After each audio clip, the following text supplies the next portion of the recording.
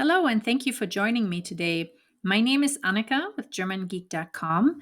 I am a professional German translator, and today I want to show you how to complete the application form EER, also known as Declaration to Acquire German Citizenship. As a certified German translator who has assisted hundreds of Americans with German roots by providing sworn and certified German translations, I noticed that many people have a hard time finding and completing this form for their citizenship application by descent because the German government's website is mostly available in German only, and the form has to be completed in German as well. So, if you are planning to apply for German citizenship by descent, I hope you find this video helpful. Now, without further ado, let's get started. Please head over to the following website, bva.bund.de. And on their homepage, click on English and then scroll down to citizenship.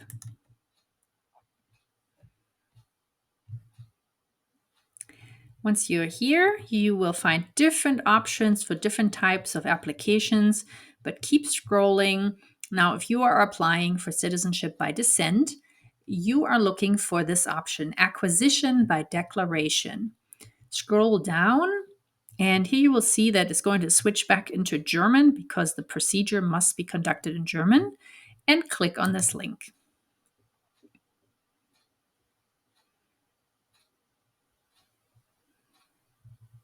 Again, scroll down. Here are the different options and click on Erklärungserwerb by declaration.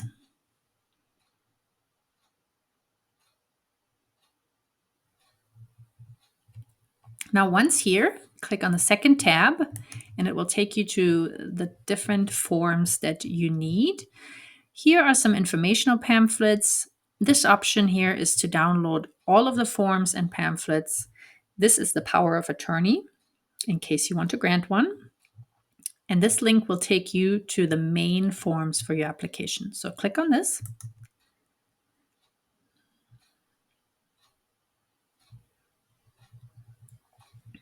And here we are. These are the three main forms, or I should say the main form and the two appendixes. So click on the first one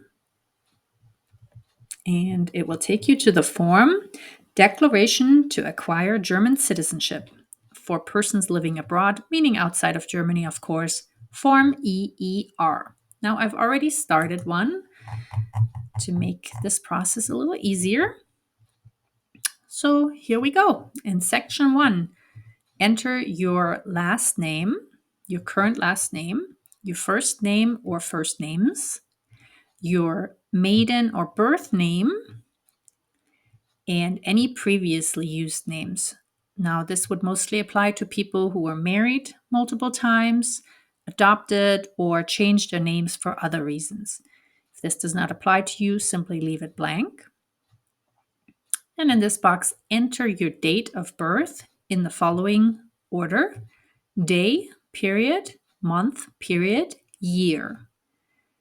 And then enter your place of birth, meaning the city, and the country of birth. And up here, select the sex you would like to enter: female, male, or non-binary. In section 2, your form of identification. Now, most people I worked with use their passport, but you could also use an ID card or other identification documents. If you check this box, you have to specify what they are.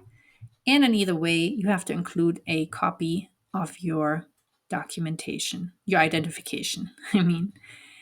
Now, in section 3, enter your current contact information, your country of residence, USA, your current address where you reside.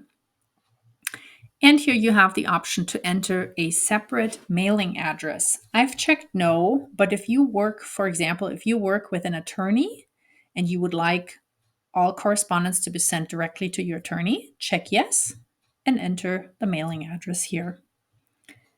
Below that, enter the phone number, including the country code. If you reside in the US, you would enter 001 as the country code, then your local area code and the telephone number. Over here, enter your email address and enter the German diplomatic mission responsible for your area of residence. So in this case, this person lives in Chicago, would be pretty straightforward. It would be the Consulate General in Chicago, but again, you have to enter it in German, so it would be Generalkonsulat Chicago. On the next page, you have to check the box that applies to you in regard to your claim for citizenship. In other words, why are you entitled to make a declaration? Now, the first option is you are the child of a German parent but did not acquire German citizenship from this parent at birth.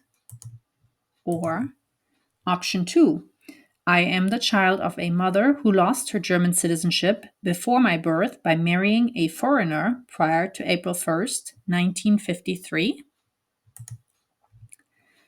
Or option 3, I lost my German citizenship acquired by birth through legitimation by a foreigner because my German mother married my non-German father after my birth, but prior to April 1st, 1953. Or option number 4, I am a descendant of a person in one of the categories specified above. So this would apply to you if you are claiming citizenship based on an ancestor who goes back further than your parents. So, for example, your grandparent or great grandparents. In section 6, current citizenship proceedings at the Federal Office of Administration. I currently have citizenship proceedings pending at the Federal Office of Administration, for example, for naturalization, confirmation of German citizenship, etc. I've checked no, and I think this would apply to most people. However, your case may be different, but if you check no, please include Appendix EER as well. If you select yes, you have to check the box for the type of proceedings. So for example, the first one would be application for confirmation of German citizenship, naturalization, or other. Please specify. And in either case, please enter the reference or file number used by the Federal Office of Administration. And also, if you check yes, you do not have to include Appendix EER. Moving on to Section 7, previous citizenship and expellee proceedings in Germany. Again, this probably will not apply to most people who are applying for citizenship by descent. And also, please note that this information is voluntary, so you do not even have to complete this if you wish to skip it. I have previously initiated citizenship proceedings, no, or yes. If you check yes, enter the type of proceedings, for example, naturalization, renunciation, etc., name and place of the authority in Germany, and the reference or file number used by the German authorities. And again, please provide proof of the proceedings. I have applied for status as an expellee or ethnic German resettler under the Federal Expellees Act. I've checked no, but you could also check yes if this applies to you. And in that case, please enter the name and location of the authority in Germany and the file or reference number together with proof of the proceedings. Moving on to Section 8, criminal offenses or convictions in Germany and abroad. First question, I have been convicted of a crime. Now I've checked no, but if this applies to you, obviously check yes. And in this box, please provide information on the crime, sentence, court, or authority that passed the sentence and the date of the judgment. In addition, in either case, whether you check no or yes, you have to include a current certificate of good conduct or a police clearance certificate not older than 6 months issued by your country of residence. So for American citizens, this would be an identity history summary, often referred to as a criminal history that is provided by the FBI. And you can easily obtain this by visiting the website at fbi.gov. The next question is whether you are currently the subject of criminal investigations. I've said no, but if this applies to you, check yes. And please specify the reasons why you are under investigation. Section 9, legal representation. Now, this is optional. It only needs to be completed if applicable. And I've completed this. And this is mostly for parents who are filing this application for their children who are under the age of 16. However, it could also be filed by somebody else. But let's just say you are the parent filing the application for your child. So then you would enter the first legal representative's information and here the second legal representative's. So this could be a married couple or even a divorced couple, the two parents, whatever the case may be. So I've just entered the mother as an example, last name, first names, current address, telephone number, email address, and then select the reason for having a legal representative. So again, I've checked the person is below the age of 16. You could also check other and then explain why. And that would be, for example, if you are working with an attorney and he's filing this form on your behalf, or you're filing it for someone who is legally incompetent, whatever the case may be. Now, if you've checked other, please enclose proof of the legal representation.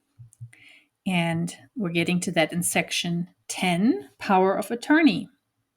The first option is we have granted a power of attorney. All correspondence is to be conducted via this person. In this case, please include a power of attorney. The second option, again, going back to the applicant being under 16 and the parents filing it, no power of attorney has been granted. All correspondence is to be conducted via the first legal representative and or the second legal representative. Moving on to section 11, declaration and further information. Now, this is where you declare, I wish to acquire German citizenship, and I confirm that the information I provided is correct and complete. In addition, there are some legal notices in here about your you having to report any changes to your information as stated in this application, etc., etc. And then here you have to check the box next to each appendix that you are including. So, for example, appendix EER, if you are including it, the power of attorney, which I did not check, and additional appendixes and the number. I just put 3. Okay, we're almost at the end of this now. Enter the place and date, Chicago, and then again day, month, and year, and the signature of the person making the declaration. Here, this applies only if you have a legal representative. Again, place and date, and the signature of the first legal representative, such as a parent or attorney. Place and date, signature of the second legal representative. And there you have it. You've completed the form successfully. I hope you find this video helpful. If you have any questions or if there are any other forms that you need help with, please feel free to respond in the comments below. Maybe I'll make some more videos. And again, I hope this was helpful and good luck with everything and have a great day.